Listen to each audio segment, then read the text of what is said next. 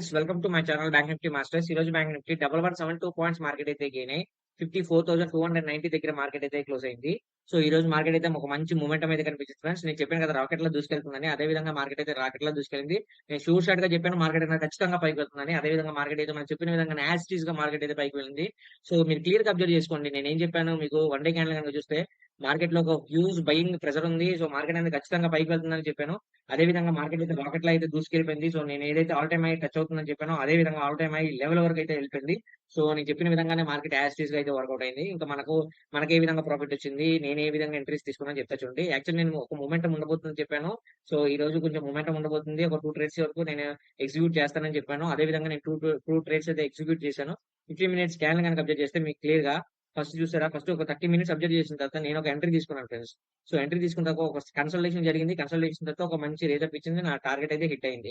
So target hit అయిన తర్వాత మళ్ళీ మనకి ఎక్కడంటే ఇక్కడ చూసారా, ఒక క్లియర్ ఇండికేషన్ ఏంటంటే మార్కెట్ కంప్లీట్ గా ఒక బయింగ్ ప్రెజర్ అయితే కనిపించింది. ఈ క్యాండిల్ మనం ఎంట్రీ తీసుకోకూడదు. కన్ఫర్మేషన్ కోసం ఈ క్యాండిల్ వెయిట్ చేశాను. ఈ క్యాండిల్ ఎప్పుడైతే కన్ఫర్మేషన్ వచ్చిందో అప్పుడు నేను ఎంట్రీ తీసుకున్నాను ఫ్రెండ్స్. ఎంట్రీ తీసుకున్నాను ఇంకా పర్ఫెక్ట్ గా అయితే నేను కాల్ అనేది ప్లాన్ చేసుకున్నాను. సక్సెస్ఫుల్ గా అయితే నా ప్రాఫిట్ అనేది క్యాప్చర్ చేసుకున్నాను ఫ్రెండ్స్. సో ఇంకా మండే మార్కెట్ ఎలా ఉండబోతుంది, మండే మార్కెట్ లో ఉన్న సపోర్ట్ అండ్ రెసిస్టెన్స్ ఏ విధంగా ఉండబోతుంది చెప్తా చూడండి.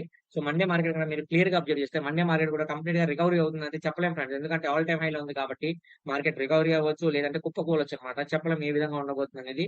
అందుకని మనం ఒక వన్ డే అబ్జర్వ్ చేసిన తర్వాత మనం చెప్పగలం అనమాట. సో ముందుగా మనం 1 వీక్ క్యాండిల్ కనుక చూస్తే 1 వీక్ క్యాండిల్ అయితే హ్యూజ్ గా బయింగ్ ప్రెజర్ అయితే కనిపిస్తుంది. కానీ ఇది కంటిన్యూ అవుతుందంటే చెప్పలేం ఫ్రెండ్స్.